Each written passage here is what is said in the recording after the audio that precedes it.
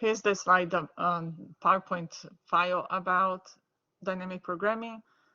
We already went over a bunch of these guys, but I wanted to get toward the end where we are comparing. I'm comparing both types of alignment. So when I ask you what's the difference between global and local, then you know that local, you're looking at stretches of sequences that are identical to each other or similar to each other. And global, you're looking overall how do they resemble each other. So the local scores are normally higher because you're ignoring everything else that doesn't match. And the global, they're normally lower scores because you're not giving up anything, right? So here I'm comparing to you how the two different algorithms work. As I said, this one was created first, and then this one was an adaptation to say, I don't want to see overall, I just want to find some pieces that are the same. So here are the strings that you're comparing. Smith-Waterman, we set all the initial conditions to 0. I do ask you that in exam, what are the differences that are in place to generate the two different types of alignment. So one of them is that these are all initial conditions to 0.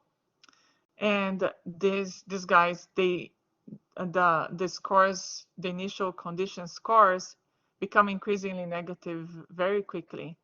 And the reason for that is because you're trying to force the alignment between the first few amino acids or nucleotides, if you're comparing DNA, of the two strings. You don't want them to, you're trying to make it not introduce gaps in the beginning or the end because you're trying to stretch your analogy, I guess. So then one of the differences is this, right? The initial scores. The other difference is that whenever a score gets below 0, as we are traversing this, it doesn't matter if it's -9 or -1, we round it to 0. And in both cases, I go rows, and then you get to the end here, and then you do the trace back. Let's see what else. Yeah, I think that's it. So here, you're going to stare at this a little bit, and I'm going to put a poll. That's basically a rephrasing of this question. So while I write the poll, you look at that.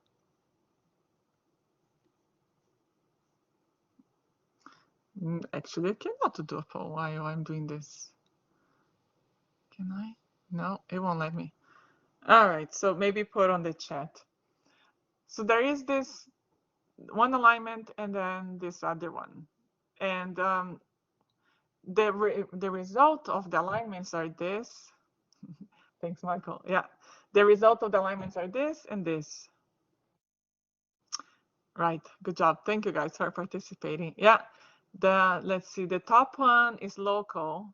And you could say, but this guy here found a block of similarity. Yes, it did, but it was trying to align everything from the beginning and ended up finding a block, right? But really, this one worked better in the sense of you put the necessary gaps. And the other thing that led you to realize that is that this one had the zeros. So this one is the local, and this one had negative numbers. And so this one is the global. So if you compare the whole string, this and this, only these parts match. It seems like it's a local alignment, but actually it was a local one. It's just that none of these guys in the beginning matched. See, if only they could have introduced a gap here or like somewhere before, right? Because the L matches that L, the I matches that I. But anyway, and that's why there was this adaptation to be able to introduce those gaps with a lower penalty. All right, so I think I asked the same thing in homework too, like which of these is local, which one is global, and how do you know? But hopefully you now know. And here's where I told you that I give you an example that took, actually this is from my master's in bioinformatics. I borrowed, this is my professor's. See, I took it from his webpage with his permission, because apparently he had a lot of patients to go through this. He created that.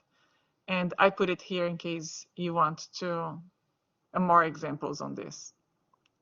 So then, so then he was keeping all the arrows. Thank goodness he did it. And then the traceback is the part that is in red.